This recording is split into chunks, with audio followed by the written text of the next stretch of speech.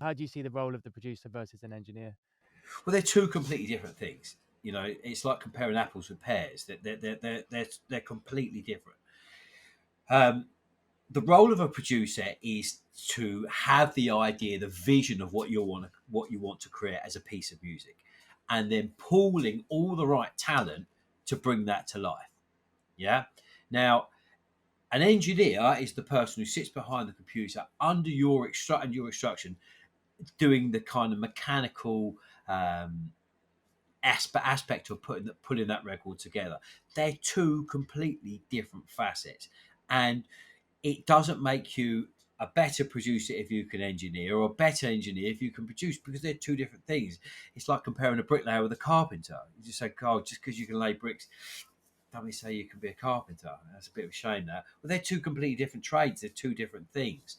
So, look, I can, of course, I can make that engineer. I can do stuff, but am I the best engineer? Probably not. Uh, why would I not work with the best person? If I'm the best producer, why would I not work with the best engineer? Why would that?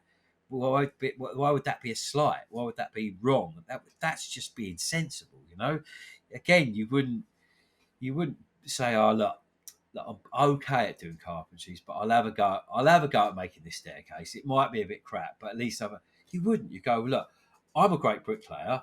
I'm going to get a brilliant carpenter in. They'll make a brilliant." So then you've got the best of all worlds. So you really shouldn't. People shouldn't feel like they're underselling themselves, or they're not the finished article. If you want to be an engineer, fine. That's fantastic. That's one thing, and I like a bit of it, but I like to produce records. I like it in its original art form. I mean, you wouldn't get Quincy Jones rocking up in the studio, go, "Right, let me just boot up the computer, lads. Here, I'll do that. Let me engineer it. And where's the keyboard? Let me." You go, "No, no, no. Right, okay. What we're going to make? This is what we're going to make today. I need the best bass player. I need the best keyboard player. You're the best engineer. I need the best top line. Right." He would pull all of those things together and go, "I need you to give me this. I need you to give me that. No, that's not right. No, that's not right. Yes, that's right. Right. Let's put that down." Someone's got to drive that along.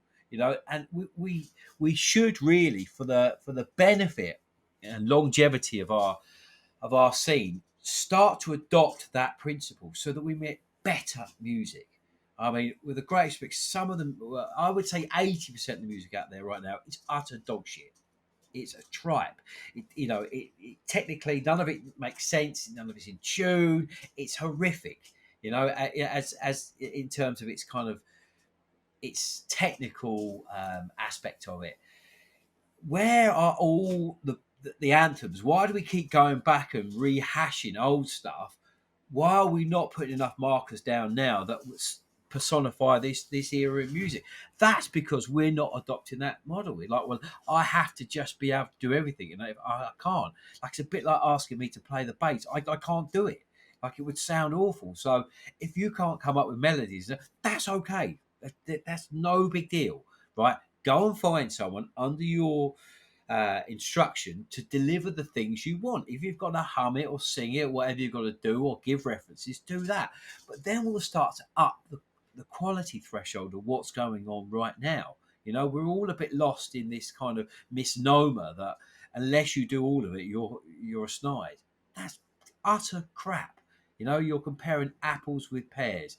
Come out of that mindset, realize what you're good at. If you're better at engineering, then work with a producer as a partnership. Go, okay, you bring the ideas, I'll bring them to life. Or if you're brilliant at ideas, go in with someone who can realize those ideas quickly. Now, I work with a guy called James Hurt. Now, we've been working together, I'm going to say, for the last 10 years. We are so in tune now, it's telepathic. He knows the way I think. Um, so it's just very easy. I'll get an idea going to about 40% on the plane, or whether I'm in bed, or whether I'll bring an idea, go, "Look, this is the idea, this is what we'll do. If we need a keyboard player coming, I'll get the session ready, we'll go in, and in 4 hours, we're done. We're done. It's done, it's down. I don't usually work later than 4 o'clock with James. We start about 11 because we're so in tune. We've got the team right. It does not need to be difficult. I mean, look, not every single day, but I would say 80% of the way we work is like that. I've got the structure, the idea, the vision of what we want to achieve. I get all that prepped up, and I go in, and then he's so insanely fast. There's no way I can work that fast. He can concentrate on that. I can concentrate on producing the record. Everyone's a winner. Now, that's not, in no way is that wrong.